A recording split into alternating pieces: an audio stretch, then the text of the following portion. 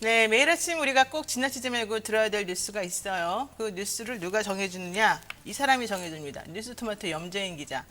잘 하는지 못하는지 매일 참 궁금하긴 합니다만은.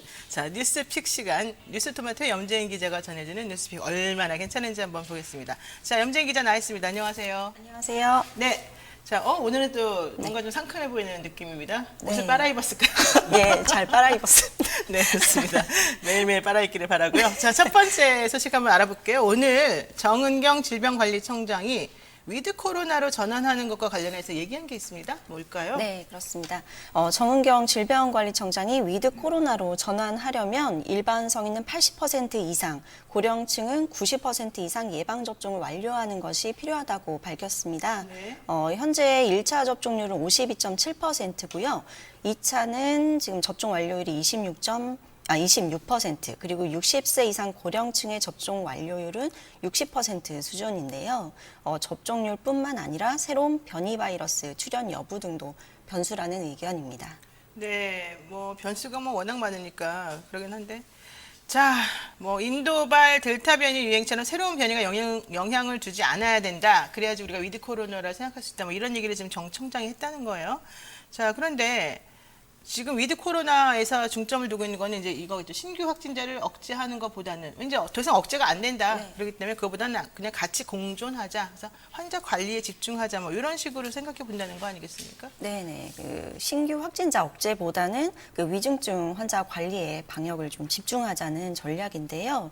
근데 이제 앞으로 위드 코로나로 전환이 되더라도 마스크 착용은 방역 전략이 바뀌어도 유지될 것으로 보입니다. 네. 정 청장은 어느 정도 사회적 거리두기나 방역 수칙을 완화할 수 있을지는 모니터링이 필요한 상황이라고 말을 하면서도 실내에서 마스크를 착용하는 것은 제일 늦게까지 유지해야 하는 방역 수칙이라고 말을 했습니다.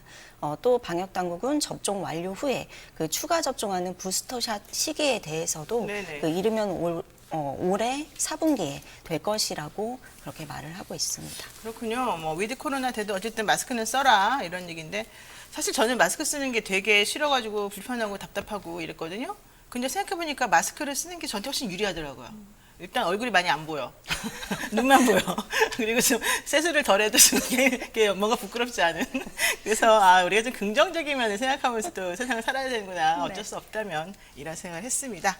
자, 어쨌든 간에 정부는 올해 1억 9천만 회분의 백신을 확보해서 접종을 진행 중에 있기 때문에 일부 부스터샷에 대해서도 물량은 충분하다라고 얘기했고요. 또 백신 2차까지 다 맞아도 부스터샷은 필요하다는 또 보고도 있기 때문에 그 관련해서는 정부의 대책이 앞으로 어떻게 나올지 봐야 되겠습니다.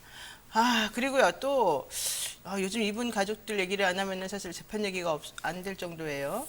자, 조국 전 장관의 동생이죠. 이분이 1심에서는 원래 징역 1년을 선고받고 보석 상태에서 재판을 받아왔는데, 2심 판결 선고가 있었어요. 그런데 1심보다 무려 2년이나 늘어서 징역 3년이 선고가 되었고 법정 구속이 되는 상황이 됐습니다. 또 관련해서 정경심 교수는 학교에서 징계는 안 했지만 어쨌든 면직 처리가 됐습니다. 이 사건 한번 소개해 주실까요? 네, 웅동학원 채용 비리 혐의로 1심에서 징역 1년을 선고받은 조국 전 법무부 장관의 동생 조건 씨가 어제 항소심에서 징역 3년을 선고받았습니다. 1심보다 아까 말씀하신 것처럼 형량이 2년이나 늘었는데요. 1심 재판부가 무죄로 판단한 배임, 범인 도피 혐의 중 일부가 유죄로 인정되면서 항소심에서 2년이 추가가 된 겁니다. 이에 따라서 보석 상태로 재판을 받던 조 씨는 다시 구속됐습니다.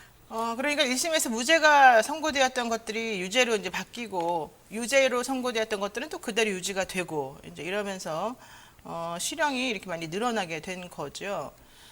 상당히 조금 안 좋은 상황일 텐데요. 그래도 재판부가 이렇게 말을 했다는 거예요. 죄책이 일단 가볍지가 않다. 또 자신의 경제적인 이익을 착복하기 위해서 교원이라는 직위를 단순히 돈만 있으면 취득할 수 있는 상품으로 전락시켰다. 이런 얘기를 지금 했다는 건데. 그렇군요. 자, 그런데 대법원에서 또 어떻게 될지 모르겠지만 관련해서 조국 전 장관의 모친이 보낸 편지가 또 공개가 되면서 화제가 되지 않았습니까? 그 내용 아세요? 내용 제가 정확하게는 잘 모르겠습니다. 제가 여기까지는 준비. 모친이 편지를 썼다는 거예요. 아들아, 우리가 지금 힘들긴 하지만 그래도 검찰 개혁을 향해서 끝까지 그냥 가자. 여기서 이렇게 힘들다고 해서 우리가 타협하거나 이러지 말자. 이제 이런 취지로 글을 썼다는 건데 제가 그걸 보면서 아, 정말 이 어머니 대단하신 분이다. 이런 생각했습니다.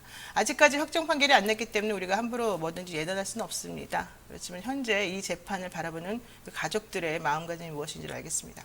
자, 그리고요. 오늘 그 또 얘기 아까 좀 전에 했지만 정경심 교수, 그 동양대 교수였었잖아요. 근데 지금 현재 이번에 이제 구속이 되어 있는 상태이고 지금 재판하고 있는 중이지만 어쨌든 면직 처리가 됐다고요? 네, 그렇습니다. 학교법인 현암학원 이사회는 지난 23일에 교양학부 소속 정 교수를 31일자로 직권 면직하기로 결정을 했습니다. 네. 동양대는 자녀 입시 비리 혐의에 관해서 유죄를 선고한 법원의 판단 등을 면직의 근거로 들었는데요. 동양대 학교법인 정관에는 형사사건으로 기소될 경우에 직위를 부여하지 않는다고 규정을 하고 있습니다. 네, 그러니까 형사 사건으로 뭐 형이 확정된 경우 이게 아니라 그냥 기소만 되더라도 원래 이런 식으로 직위를 부여하지 않는 그런 규정이 있군요, 정관이. 자, 어쨌든 조국 전 장관 가족 얘기는 여기 정도까지 하고요. 세 번째로 우리가 봐야 될 게 유승민 국민의힘 전 의원. 네. 어제 대선 출마 선언을 하면서 공약을 내세운 게 경제 살리기다 이런 거였죠? 네, 그렇습니다. 국민의힘 유승민 전 의원이 어제 대선 출마를 공식 선언했습니다. 유 전 의원은 이날 온라인을 통해 출마 선언식을 열었는데요. 네. 지난 30년간 추락해온 우리 경제를 다시 성장하는 경제로 만들겠다면서 경제 대통령을 앞세웠습니다. 이번 출마 선언으로 2017년 19대 대선 당시 그 바른정당 후보 출마에 이어서 두 번째 대선에 도전하게 됐습니다. 어쨌든 국민의힘 유승민 전 의원 입장에서는 뭐라고 말하냐면 경제 강하니까 내가 한번 잘 해보겠다. 그리고 특히 연금 개혁, 뭐 공급 확대, 부동산 문제 내가 잘 잡을 수 있다. 이런 얘기를 했다는 건데요. 준비 안 된 사람이 이미지로만 대통령이 된다면 또 한 명의 실패한 대통령이 나올 것이다. 이렇게 말했다는데 이게 바로 이제 윤석열 전 검찰총장과 최재형 전 감사원장을 겨냥한 거 아니냐 이런 소리도 있다고요? 네, 그렇게 추측이 되고 있는데요. 윤 전 의원은 출마 선언 이후에도 그 기자 간담회에서 두 후보가 아닌 홍준표 후보를 거론을 했습니다. 네. 이 자리에서 홍준표 의원이 윤 전 총장을 따라잡고 자기가 이제 홍 의원을 따라잡아서 결국 후보 확정일인 11월에 국민의힘 후보가 될 것이라고 말하기도 했습니다. 그래서 앞으로의 행보도 윤석열 전 총장이나 최재형 전 감사원장 등과는 확연히 비교되는 전략으로 어필하지 않을까 싶습니다. 이제 대선 정식으로 선언도 했고 그러니까 좀 더 적극적으로 뭔가 나설 것 같네요. 자, 유승민 이제 후보라고 해야 되겠죠. 유승민 예비 후보, 이 후보의 활약을 한번 기대를 해보겠습니다. 그런데 앞으로 아무래도 이제 경제 통이다, 예, 경제를 잘하신다고 하니까 그쪽으로 어느 정도의 정책 비전이 나올지 봐야 될 것 같아요. 영 기자님. 유승민 예비 후보를 좀 지지해 보세요. 본인과 같은 연령대 사람을 위한 경제 정책이 있답니다. 네, 한번 네, 관심을 가져주세요. 네, 염진 기자 오늘 여기까지 하겠습니다. 고맙습니다. 네, 감사합니다. 네, 지금 여러분께서는 노영의 뉴스인사이드 함께하고 계십니다. 방송 중간중간 그리고 끝날 때쯤 댓글 소개해드릴 테니까요. 많은 참여 부탁드리고요. 잠시만 기다려주세요.